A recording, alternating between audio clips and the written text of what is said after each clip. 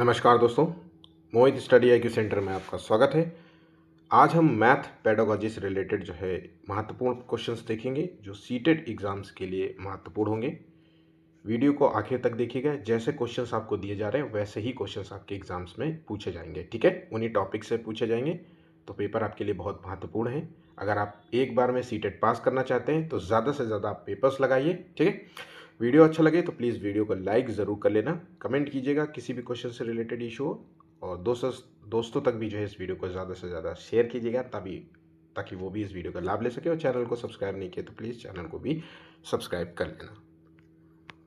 पहला क्वेश्चन है जो कि बहुत ही कॉमन सा क्वेश्चन है, ध्यान रखिएगा। जिन बच्चों की बहुत मैथ कमज़ोर है, मैं फिर से कह रहा हूँ, जो मैथ में बहुत कमज़ोर हैं, जिनको लगता है कि मैं सिर्फ केवल पेडागोजी ही सॉल्व कर सकता हूँ, मैथ के क्वेश्चंस मुझसे नहीं होंगे, या 102 क्वेश्चन 3 क्वेश्चन ही सॉल्व कर पाऊंगा, तो मैं आपको बता दूं कि मैं सिर्फ केवल उन्हीं टॉपिक्स को चुनूंगा जो आपके लिए महत्वपूर्ण होंगे, जहां से क्वेश्चंस बनते हैं, ठीक है?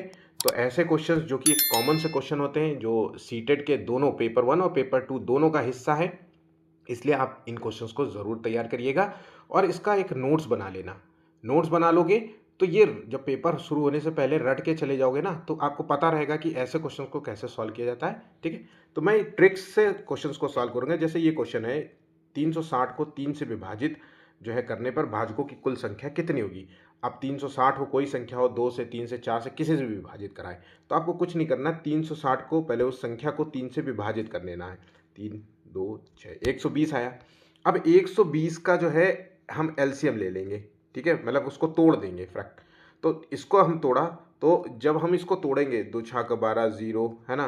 फिर से जो है 30, फिर से को 2 15, है ना? फिर 5 से, ठीक है? 5 तिहाई 15, फिर 3 से, ठीक है? तो कुल मिला के जो टूटा वो किस रूप में टूटा? 2 की पावर 3 इंटू 3 की पावर 1 इंटू 5 की पावर 1, इसी रूप में टूटा। अब देखिए, जो पावर है 3 1 1, 2 की पावर 3 पावर है ना, तो जो पावर लिखी गई है उसकी अगली संख्या आपको लिख देना है 4, 1 की अगली संख्या है 2 और 1 की अगली संख्या है 2, और इनका मल्टीप्लिकेशन कर देना है क्योंकि यहाँ पे मल्टीप्लिकेशन है। तो 4 दूने 8, 8 दूने 16, आंसर हो गया ऑप्शन ए, 16 आंसर हो गया। कितना सरल था, बहुत ही आसान था। एक नज़र एक बार देख लो कि कैसे किया है मैंने, ठीक है? इसका आप चाहे तो स्क्रीनशॉट भी ले सकते हैं, ठीक? नेक्स्ट क्वेश्चन है, प्रथम 30 सम संख्याओं का योग होगा। अब देखिए, ऐसे क्वेश्चन प्रथम 30 सम संख्याओं का, प्रथम 30 विषम संख्याओं का, है ना, इस तरीके जो प्रथम जो है प्राकृत संख्याओं का, इस तरीके से जो क्वेश्चंस होते हैं बड़े कंफ्यूजिंग लगते हैं हमेशा। तो देखिए, प्रथम 30 संख्याओं का योग क्या होगा? तो प्रथम 30 सम संख्या बोल रहा है, तो मतलब 2 4 6 8 डॉट डॉट डॉट डॉट, है ना? ऐसे ही तो जाएंगे प्रथम 30 संख्याएं, है ना? तो अब इसका फॉर्मूला क्या होगा कि देखिए, प्रथम 30 संख्याओं का योग पूछ रहा हो, तब आपको कुछ नहीं करना है। ये संख्या n है और n स्क्वायर मतलब 900 हो गया, और जितनी संख्या जोड़ने की बात कर रहा था तो 30 जोड़ दो, तो आंसर हो गया 930। बहुत ही आसान तरीके से मैंने आपको बता दिया, ठीक है? 930, कुछ नहीं करना था आपको, ठीक है? चलिए, नेक्स्ट क्वेश्चन है। तो 930 आंसर हो गया, तो ऑप्शन यहाँ पे बी आंसर हो गया सही। नेक्स्ट क्वेश्चन है, प्रथम 20 प्राकृतिक जो है संख्याओं का योग कितना होगा? तो पहली 20 प्राकृतिक संख्याओं का योग, अगर आपसे पूछे प्राकृतिक संख्याओं का योग, तो आपको कैसे करना है? देखिए, तो प्राकृतिक संख्याओं का योग क्या होता है? तो जैसे इसका फॉर्मूला होता है n प्लस 1 बाई 2, ये फॉर्मूला है। तो कुछ नहीं, n की वैल्यू है 20, और 20 प्लस 1 21/2, ये हो गया 10, तो 210 आंसर आ गया, ठीक है? तो प्राकृतिक संख्याओं का योग 210 होगा, ठीक है? प्रथम 20 जो है सम संख्याओं का योग कितना होगा? वहां पे 30 थी, यहाँ पे 20 सम संख्याओं का योग कितना होगा? तो प्रथम 20 सम संख्याओं का योग मैंने आपको बताया था n स्क्वायर प्लस जितनी संख्याएं उतना जोड़ दो, n स्क्वायर मतलब 400 plus 20 is equal to 420, answer हो गया। तो ऑप्शन यहाँ पे डी होगा। अगर दूसरा फॉर्मूला देखना चाहते हो तो n प्लस 1 इसका फॉर्मूला हो गया, तो n की वैल्यू है 20 इंटू 21, ये भी हो गया, हो गया। तो ऑप्शन डी। तो कुछ इस तरीके से दो फॉर्मूला से आप जो है क्वेश्चंस को सॉल्व कर सकते हो। ठीक है, दोनों से ही आंसर आपका निकल आएगा, जो आपके दिमाग में याद रहे वही आपके लिए बेस्ट रहेगा। ठीक है, नेक्स्ट क्वेश्चन है, प्रथम 20 जो है विषम, अब जब विषम संख्याओं का योग पूछ रहा हो आपसे, तब आपको कुछ नहीं करना है, एन स्क्वायर करना है। सम संख्याओं में एन स्क्वायर प्लस जो है एन जोड़ा था, यहाँ पे एन स्क्वायर ही केवल आपको जोड़ना है। तो एम, तो यहाँ पे हो गया 400, आंसर हो गया ऑप्शन सी। ठीक, चलिए नेक्स्ट क्वेश्चन है, गणित शिक्षण में पाठ्यक्रम का निम्न में से कौन सा एक महत्व नहीं है। तो पाठ्यक्रम में से कौन सा सबसे कम महत्वपूर्ण है, तो नवीन विचारों की जो है जानकारी देना, या फिर अभ्यास हेतु, या मनोवैज्ञानिक आवश्यकताओं की पूर्ति हेतु। ठीक है, तो आंसर हो गया ऑप्शन सी, यहाँ पे कम महत्वपूर्ण माना जाएगा, ऑप्शन सी। नेक्स्ट, वर्तमान जो है पाठ्यक्रम का दोष है। तो आज के जो सिलेबस है, जो टॉपिक्स हैं, जो बुक्स में दी जाती हैं, उसका दोष क्या नज़र आता है। एक तो पुस्तकीय ज्ञान पर ज़्यादा बल देता है, विषयों में जो है टॉपिक्स पर सह संबंध नहीं है, इंटीग्रेटेड होना चाहिए। टॉपिक्स जो होते हैं वो इंटीग्रेटेड, मतलब एक दूसरे से जुड़े होने चाहिए। मैथ साइंस जो है आपस में जुड़ी होनी चाहिए, है ना। तो ये एक दूसरे से सह संबंध का अभाव देखने को मिलता है। लचीलेपन का अभाव है, या तो बहुत ज़्यादा हार्ड होंगे या तो बिल्कुल सिंपल होगा, है ना। तो लचीला मतलब ऐसा होना चाहिए बीच का रास्ता। क्वेश्चंस ऐसे भी होने चाहिए जो सिंपल हो ताकि सामान्य बच्चा भी समझे, और कुछ ऐसे होने चाहिए क्वेश्चंस जो हार्ड टाइप हो, जो प्रतिभाशाली बच्चा समझे। तो सब कुछ होना चाहिए, तो लचीलेपन का भी अभाव देखने को मिलता है। तो आंसर आपको डी लगा देना है, ऑप्शन डी। अगला क्वेश्चन है, निम्नलिखित में से कौन सा प्राथमिक विद्यालय की पाठ्य चर्चा का हिस्सा नहीं है। तो प्राथमिक विद्यालय की पाठ्य चर्चा का हिस्सा नहीं है, तो नियमित जो है 2D आकृतियां, ये पता नहीं द्वि लिखा तो सही था, 2D आकृतियां, ठीक है, टेसिलेशन और रैखिक समीकरण और भिन्न। तो देखिए यहाँ पे आंसर हो गया, ये जो है प्राथमिक विद्यालय का हिस्सा नहीं होगा। ठीक है, रैखिक जो समीकरण होता है इसे हम बीज गणित कहते हैं, जैसे एल्जेब्रा कहते हैं। तो ये जो एल्जेब्रा होती है ये अमूर्त विषय है ना। तो ये विषय जो है प्राथमिक के बाद माध्यमिक जो है कक्षाओं का हिस्सा होना चाहिए। ऑप्शन यहाँ पे सी, इसको आप हिस्सा नहीं मानेंगे। ठीक है, भिन्न की अवधारणा से परिचित करने के लिए टीचर ... से शुरुआत कर सकता है। तो अगर आप चाहते हैं कि बच्चे को भिन्न का फ्रैक्शन वाला कॉन्सेप्ट पढ़ाना चाहते हैं, ठीक है, तो आपको क्या करना चाहिए, आप बच्चों को एक तो सामने रख करके उदाहरण देंगे, है ना। और हम उदाहरण क्या देंगे, जैसे पेपर को हम फोल्ड करेंगे, एक पेपर को हमने हाफ फोल्ड किया, फिर बोला ये कितना है 1/2 हो गया, फिर एक पेपर को थोड़ा और तोड़ा, है ना, फोल्ड किया, ऐसे ही 1/2, 1/3, 1/4 या केक के कई हिस्से करते जाएंगे, है ना। तो यहाँ पर हम जो आंसर देंगे वो है उनके आसपास की वस्तुओं में भिन्न भागों की पहचान करना। ऑप्शन यहाँ पे बी इसका सही जवाब होगा। इनमें से सबसे बड़ी संख्या क्या है। अब देखिए एक कॉमन सा क्वेश्चन जो आपसे पूछे, मैंने कुछ दिन पहले आपको फ्रैक्शन वाली भिन्न बताया था कि इसमें से कौन सी भिन्न सबसे बड़ी होगी। फ्रैक्शन वाली जब क्वेश्चन आपसे पूछा जाए कि मतलब 1/2 और 3/4 में सबसे बड़ा कौन है ना, तो आपको पता होना चाहिए कि सबसे बड़ा 3/4 है। ठीक है, ये आपको पता होना चाहिए। तो ऐसे ही क्वेश्चन एक यहाँ पे पूछा जाता है कि आपको ये पावर में दिया जाएगा। तो देखिए कुछ नहीं करना है, 2 की पावर 120। ठीक है, थोड़ा सा पेन जो है मेरा ख़राब हो चुका है, इसलिए साफ़ सुथरा उतना नहीं लिख पा रहा हूँ, ये बहुत धीरे लिखना पड़ रहा है। 5 की पावर 60 हो गया और 7 की पावर जो है 45 हो गया। ठीक है, इसको आप कैसे करोगे, तो आप जो पावर लिखी गई है उसको ऐसे तोड़ेंगे, कॉमन तोड़ेंगे। तो इसको हमने तोड़ा कैसे, इसको देख लेते हैं। तो 2 की पावर 8 × 15, इसको इसमें तोड़ लिया।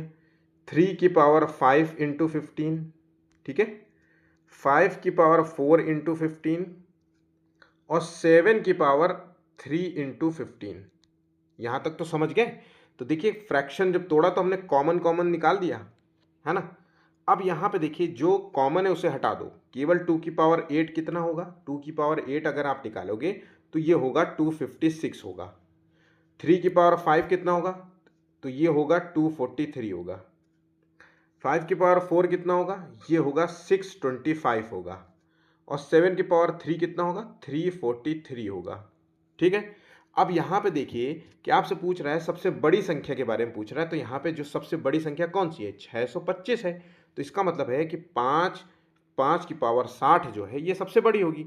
और अगर आपसे सबसे छोटी पूछता तो ये 3 की पावर 4 जो है, 3 की पावर 5 जो लिखा है इसमें जो है 245 निकला हुआ है, 243 निकला हुआ है।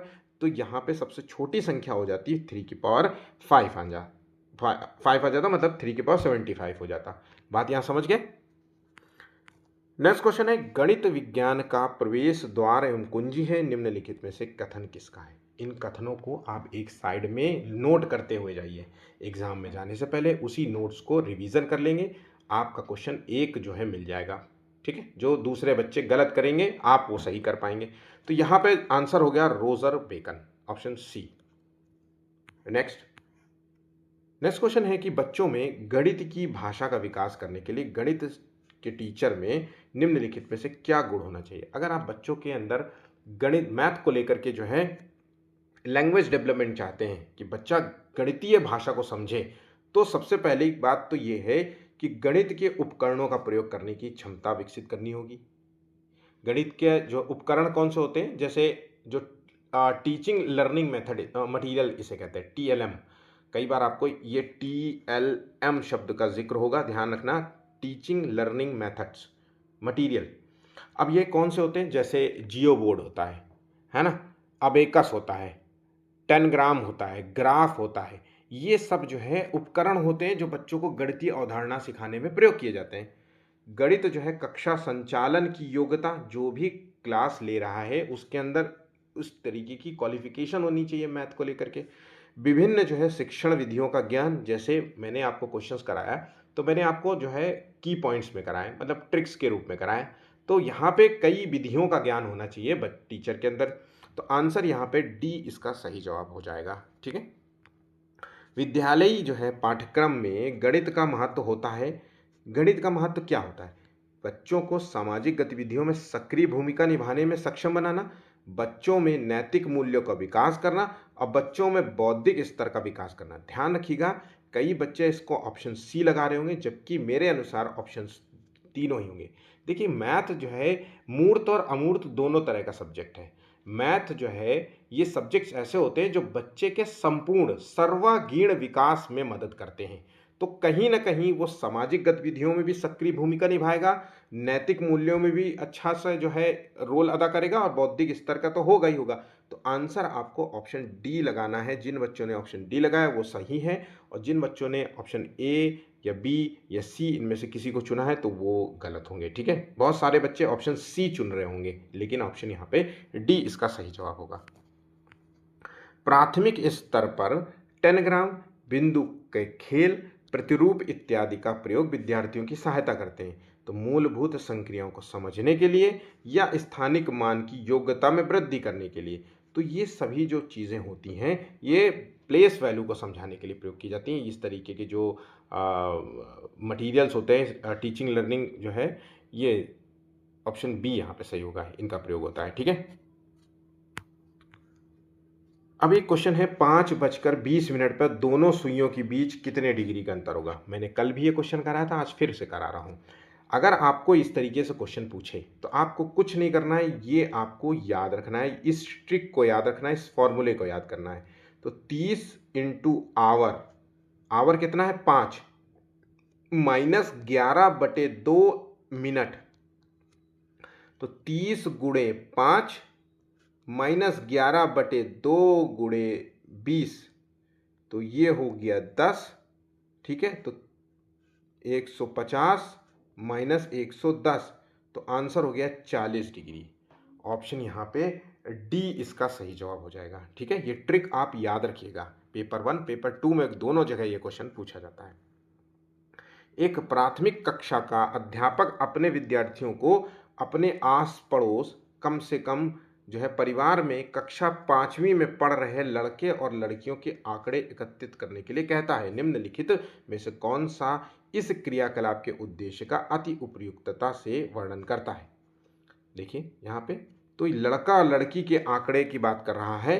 तो यहाँ पे क्या है, विद्यार्थियों को अपने आसपास पड़ोस में लैंगिक जो भेदभाव है शिक्षा के संदर्भ में, उसको जागरूक जागरूक करना चाहता है। ना कि विद्यार्थियों को अपने समुदाय से परिचित कराना है या आंकड़ों का प्रबंधन का परिचय देना है, ना अवकाशकालीन गृह कार्य देना है। ऑप्शन यहाँ पे ए है। वो चाहता है कि आप बच्चा देखे समझे कि 5वीं तक जो है बच्चों के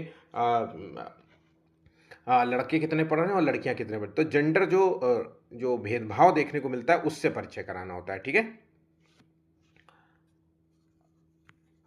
नेक्स्ट क्वेश्चन है, निम्नलिखित में से कौन सा जो है वैन हेले के अनुसार ज्यामितीय विवेचन के स्तरों के सही क्रम को निरूपित करता है। वैन हेले जिन्होंने ज्यामितीय जो है ज्योमेट्री को बात मतलब ये मनोवैज्ञानिक है जिन्होंने ये बताया कि बच्चों को ज्योमेट्री कैसे समझानी चाहिए, ज्यामितीय अवधारणाएं बच्चे कितनी आसानी से समझ सकते हैं, इसके संदर्भ में इन्होंने अपनी पॉइंट्स रखे। तो इन्होंने जो पॉइंट्स दिए, सही क्रम बताया कि जो स्तर है, जैसे पियाजे में 4 क्रम है, 4 चरण है, वैसे ही इन्होंने बताया कि पहला दृश्यीकरण होना चाहिए, पहले क्या होना चाहिए, बच्चों को चित्रों के बारे में बताएं, फिर जो है उस टॉपिक से रिलेटेड विश्लेषण, फिर उन दोनों के बीच में संबंध, फिर निगमन और फिर स्वयं सिद्धि। ठीक है। ऑप्शन यहाँ पे बी इसका सही जवाब होगा। ठीक है। हर एक वैन हेले के बारे में तो मैं आपको एक कंप्लीट वीडियो भी दूंगा, बिल्कुल इंतज़ार करिए थोड़ा सा, आपको वैन हेले मिल जाएगा, है ना। और इस टॉपिक को आप कवर करेंगे तब आपको पता चल जाएगा कि यहाँ से जब भी 1 से 2 क्वेश्चन पूछे जाएंगे आपके कोई क्वेश्चन गलत नहीं होगा। ठीक है। नेक्स्ट क्वेश्चन है, क्षेत्र मिति पढ़ाते समय टीचर आगे बढ़ने से पहले बोर्ड पर सभी सूत्र लिख देता है, यह तरीका दर्शाता है कि वो अनुपालन कर रहा है। तो देखिए, अगर कोई टीचर बोर्ड में पहले नियम बता देता है, सूत्र बता देता है, उसकी परिभाषा लिख देता है, तो ये निगमन उपागम कहलाएगा। ध्यान रखिएगा। अगर इसी के जस्ट अपोजिट पहले टीचर क्या करता, उदाहरण देता है ना, चीज़ों के बारे में उदाहरण से बताता, तो यहाँ पे आगमन उपागम हो जाता। ठीक है। तो ऑप्शन यहाँ पे ए हो गया। गणित शिक्षण की मुख्य जो है विधि कौन सी है, तो गणित शिक्षण की सबसे मुख्य विधि मानी जाएगी वो व्याख्यान विधि नहीं, प्रदर्शन विधि नहीं, ये आगमन और निगमन विधि। जहाँ पे टीचर क्या है, प्राथमिक स्तर पे अगर पढ़ा रहा है तो पहले आगमन विधि का प्रयोग करेगा, जहाँ पे टीचर पहले बच्चों को उदाहरण पेश करेगा, फिर उससे जुड़े हुए नियम बताएगा। और जब निगमन विधि की बात करेंगे तो जो है माध्यमिक या उच्च स्तर पे जब बच्चा चला जाएगा तो यहाँ पे बच्चे को पहले हम फॉर्मूला भी बता सकते हैं और फिर उसके बाद नियमों और ये सब चीज़ें कराएंगे। ठीक है। तो यहाँ पे बात समझ गए। गणित में निम्न में से कौन सा चरण समस्या समाधान विधि का नहीं है, तो देखिए, शारीरिक बल को अधिक महत्व देना, ये समस्या समाधान जो है विधि के अंतर्गत नहीं माना जाएगा। ऑप्शन यहाँ पे ए गलत होगा। बाकी समस्या को समझना, उसको परिभाषित करना, उसका निष्कर्ष निकालना, आंकड़ों जो समस्या है उसकी व्याख्या कैसे करनी है, उसके आंकड़ों का संकलन करना, बहुत सारी जो है मतलब विश्लेषण करना, लेकिन शारीरिक बल जो है समस्या समाधान से नहीं जुड़ा हुआ, ये फिजिकल चीज़ों से जुड़ा हुआ है ना। राष्ट्रीय पाठ्य चर्चा रूपरेखा नेशनल करिकुलम फ्रेमवर्क 2005 के अनुसार गणित को किस रूप में देखा जाना चाहिए, तो राष्ट्रीय पाठ्य चर्चा रूपरेखा नेशनल करिकुलम 2005 के अनुसार गणित को जो है मानव चिंतन की एक विधि के रूप में देखना चाहिए, ना कि तथ्यों के संग्रह, सूत्रों के समूह और परीक्षा विषय के रूप में। ऑप्शन यहाँ पे सी इसका सही जवाब होगा। निम्नलिखित में से कौन सा कथन रचनावादी दृष्टिकोण के अनुकूल है, तो 22वें का यहाँ पे देखिए, विद्यार्थी जो है स्वयं ज्ञान का निर्माण करता है। रचनावादी जो है दृष्टिकोण में क्या होता है, बच्चा जो है एक्टिविटी से जो है सीखता है, एक्टिविटी, यहाँ पे स्वयं जो है चीज़ों को सीखेगा, स्वयं ज्ञान का निर्माण करेगा। ठीक है। यहाँ पे रटने पर जोर बिल्कुल भी नहीं दिया जाता। ठीक।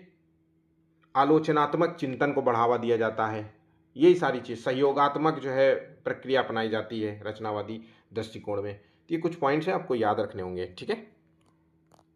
यदि कोई बच्चा 3/4 और 1/2 की तुलना केवल अंश देख कर करता है, मतलब 3/4 में 3 बड़ा है, 1/2 में 1 बड़ा है, क्योंकि अंश में 3 लिखा है और इसमें 1 लिखा है, इसके आधार पर कर रहा है, तो इस विधि में किस तरीके की भ्रांतियां हैं, तो बच्चे को अवधारणात्मक समझ नहीं है, भी उस कॉन्सेप्ट को वो नहीं समझ पाया है कि 3 बटे। तो इसको आप क्या कैसे करोगे, आप उसको प्रैक्टिकल दिखाओगे कि देखो ये केक है और केक का हमने ये हिस्सा काट दिया, तो ये 1/2 कहलाएगा। क्या कहलाएगा? 1/2। जब हम इसका एक और हिस्सा कर देते हैं तो इसके कितने हिस्से हो जाते हैं? 1 2 3। तो ये पूरा केक जो है 3/2 में बट गया। ठीक है, ये केक पूरा 1/3 में बट गया ऐसे। तो ऐसे कुछ जो है हम इसको बच्चों को जो है कॉन्सेप्ट जो है सिखा सकते हैं। ठीक है, नेक्स्ट क्वेश्चन है, गणित शिक्षण में स्कैफोल्डिंग का क्या अर्थ है? देखिए, मैंने आपसे कई बार आपसे कहा है कि स्कैफोल्डिंग जो शब्द है ये किसका दिया हुआ है। ये शब्द, इसको डिफाइन किया था वाइगोस्की ने। इसको इस जो है शब्दावली को डिफाइन किया था। इस शब्दावली का मूल अर्थ है कि जो है अस्थायी मदद देना। तो यहाँ पे क्रमिक सहायता प्रदान करना। क्रमिक सहायता मतलब क्रमबद्ध तरीके से। जैसे आपने बच्चे को साइकिल सिखा रहे हो, तो आपने साइकिल पकड़ी, पीछे से बैलेंस बनाया, बच्चे को बैठाला और उसको चलाने के लिए दिया और उसको धीरे से छोड़ दिया। फिर उसके बाद आगे जा करके पकड़ लिया, फिर थोड़ी देर के लिए छोड़ दिया, फिर आगे पकड़ लिया, फिर छोड़ दिया, फिर पकड़ लिया, इस तरीके। तो ये क्रमिक सहायता प्रदान करना होता है ना। तो बच्चे को जो है ये स्थायी सीखने में ये मदद करता है। ठीक है, ये शब्द इजाद किया है वाइगोस्की ने, डिफाइन किया है वाइगोस्की ने। ठीक है, गणित अधिगम में जोन ऑफ प्रॉक्सिमल डेवलपमेंट, जिसे ZPD कहते हैं, की अवधारणा किसने दी थी? तो जोन ऑफ प्रॉक्सिमल डेवलपमेंट की अवधारणा, ये कॉन्सेप्ट दिया है वाइगोस्की ने। इसका मतलब क्या होता है? बच्चे का जो करंट नॉलेज है अभी का, उस मतलब करंट नॉलेज का मतलब होता है ये क्षमता से है। तो बच्चे की जो क्षमता है और बच्चे की जो करंट नॉलेज है, करंट नॉलेज है ना, ठीक, उसके बीच का जो क्षेत्र है, ये क्षेत्र ऐसा है कि जो बिना जो है स्कैफोल्डिंग के, अस्थाई हेल्प के नहीं पूरी हो सकती। इसी को जो है ZPD कहा गया है। ध्यान रखिएगा, इसी को ZPD कहा गया है। तो ऑप्शन यहाँ पे सी इसका सही जवाब हो जाएगा। ठीक है, तो कुछ इस प्रकार के क्वेश्चंस आपको एग्जाम में देखने को मिलेंगे। वीडियो अच्छा लगा तो प्लीज़ वीडियो को लाइक शेयर कर लीजिएगा। चैनल को सब्सक्राइब नहीं किया, प्लीज़ चैनल को भी सब्सक्राइब कर लीजिएगा। धन्यवाद।